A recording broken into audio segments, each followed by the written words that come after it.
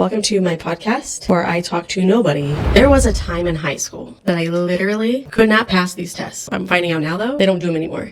So let me tell you the traumatic experience I had. You go from freshman to senior year, you have to take the test every year until you pass it. Easy peasy. Easy peasy for 99% of high schoolers. So school rolls around my senior year and they're like, Kaylee, if you don't pass these, you will not graduate high school. Okay? You will not graduate high school. If someone tells you that, it's not helpful. Everybody knew I was the only one that hadn't passed my proficiencies. When I say everybody was wanting me to pass them. So I kid you not, I walked into the school that day. Everybody lined up and high-fived me as I walked into, not a testing room, the principal's office. And they had a bag of McDonald's for me. And I came in with a sucker that my mom put in my pocket that was blessed by my dad the night before, being like, please, let her pass these freaking tests. I'm gonna back it up a little bit. My mom read online or somewhere that Oprah Winfrey said to stimulate your mind or something to run before. My mom was like, hey, you should run to the school before so that way you're all stimulated and your brain's ready to go. As I'm walking into the high school to get my high fives, I'm already sweaty because I just ran a freaking mile.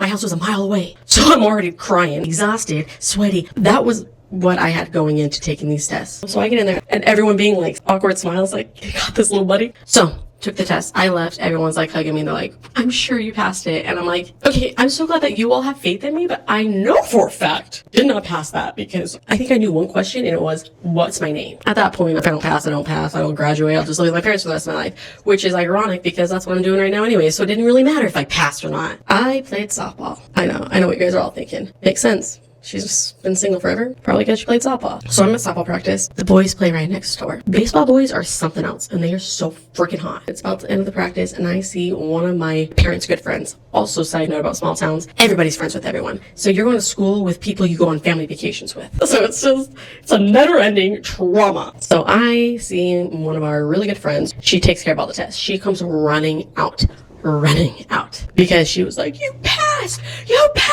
And I just sat there like, petrified. Like, no way, Jose. One, did I pass because somebody went through and rearranged some answers, for sure. But also petrified because I was like, this is my worst nightmare. I already went through the what I already thought was a nightmare by going to school and everyone high-fiving me and a breakfast was waiting for me at the principal's office and no one else got that special treatment. I was petrified because I was around hot boys playing baseball as they all watched me get the letter of acceptance to Hogwarts of being like, you're gonna be able to graduate. So then it was a big deal and everyone came up hugging me and were like, woohoo, you're gonna be able to graduate. The hot boys from baseball practice came over like fist bumping me. I wish there was more hugs from them, but I got fist bumps. I was being congratulated for a test that they all passed the first time. So yeah, that was a moment that altered my brain chemistry. That made me who I am today. And I'll never forget it. I'll never forget the whole school being involved in one of my worst nightmares.